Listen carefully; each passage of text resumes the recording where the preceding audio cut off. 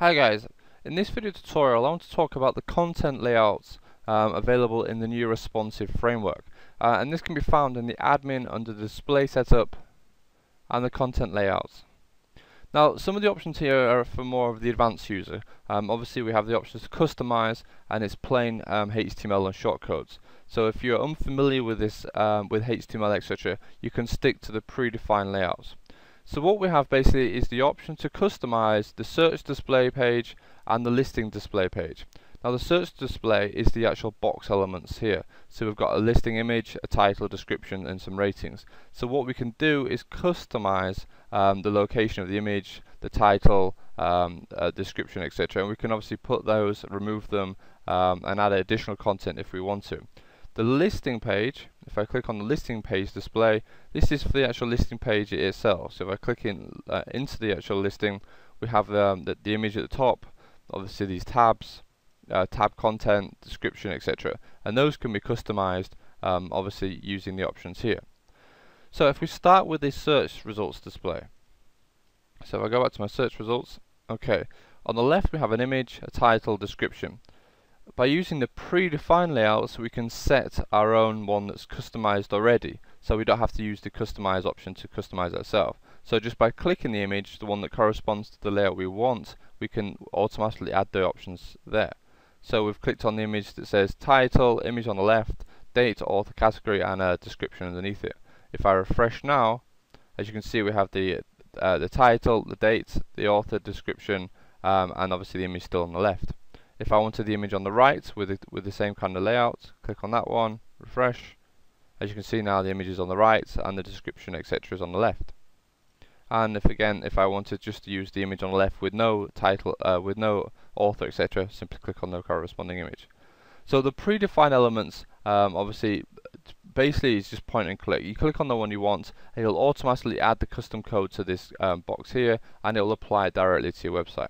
And it's the same with the listing options as well. If you click on the listing page, we've got predefined ones where you can simply click. It will automatically add the code to the customized box for you, so you don't have to do it yourself, and it will apply it directly to your website.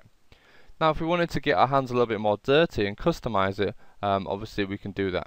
Now if I go ahead and first reset back to the default, so we can go ahead and view what it would look like when we first installed the theme. So that's what it looks like initially.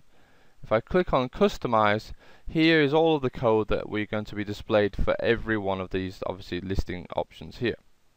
So if I kind of break it down a little bit, at the top we've got an image, then we've got the title. So here you go, you can see we've got a title here.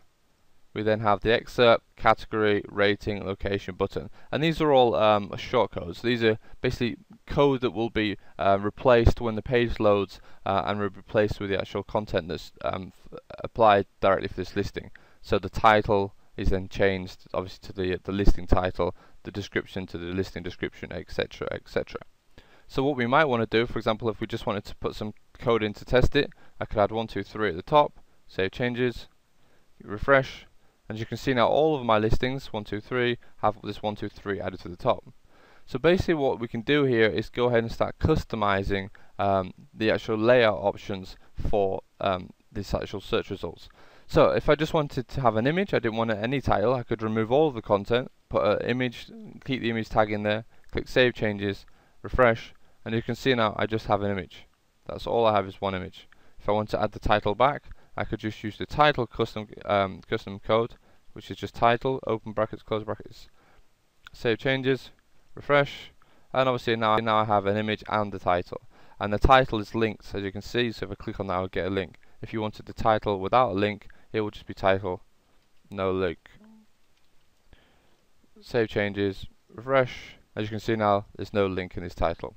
All of the shortcodes of both options can be found under the how does it work option. You can see a list there of all of the shortcodes that are available and a short description to explain what they do just by obviously clicking that button.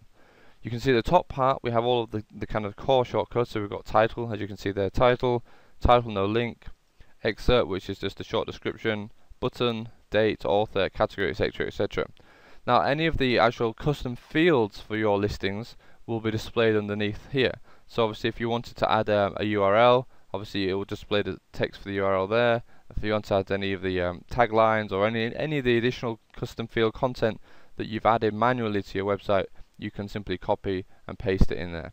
And that's a kind of basic overview of how it works. It allows you to customize the content for both the search results and the listing page. And each of these boxes accepts normal WordPress shortcodes, accepts HTML code, and obviously the shortcodes that have been built in as well.